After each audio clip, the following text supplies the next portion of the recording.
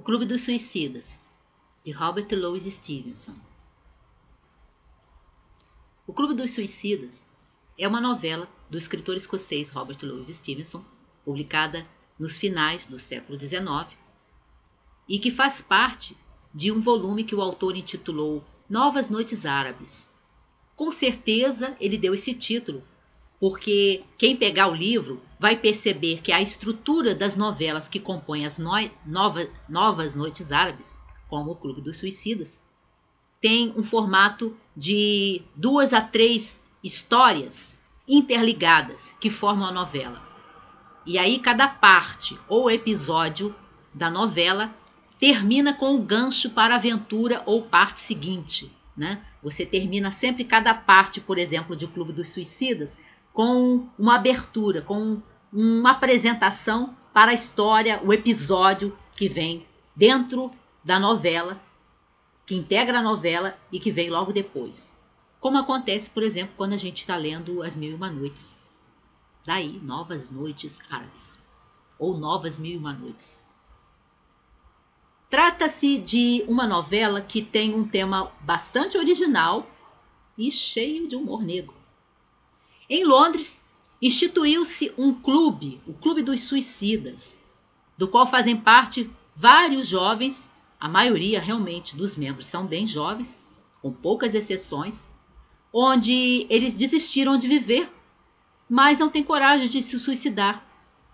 E aí, a cada reunião do clube, o presidente distribui um baralho de cartas pela mesa, entregando uma carta do baralho a cada um dos membros. E se o membro recebe o Ás de espadas, ele vai morrer. E quando ele recebe, algum membro, o Ás de paus, é porque ele deve matar o primeiro membro. E assim o destino de pelo menos 2 membros do Clube dos Suicidas é decidido a cada uma das reuniões desse clube. Trata-se de uma história, como eu estou falando, de humor negro, né? E em alguns momentos que fica brincando com essa mudança de tom que o Stevenson faz. Ele passa da ironia para o humor negro, aí ele de repente larga no meio do texto uma frase que beira o trágico, aí de repente ele volta para a ironia de novo. A gente vai percebendo dentro do texto dele que ele vai modulando essa entonação, né? Esses modos de contar a história.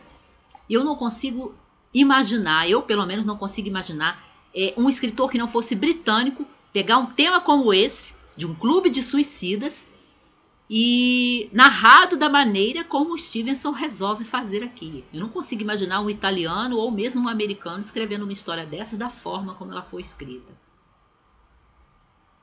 E aí, quando nós somos, ao longo da história, apresentados a alguns membros, né, ainda que de passagem, desse curioso clube, a gente pode pensar, como eu pensei relendo dessa vez, se não teria um pouco a ver com coisas que o Stevenson de repente pode ter testemunhado. Porque há certos momentos de O Clube dos Suicidas que a ironia que atravessa o texto pode soar um pouco agressiva. E eu fiquei me interrogando se será que não poderia ser, porque o Stevenson teria visto jovens de boa sociedade, né?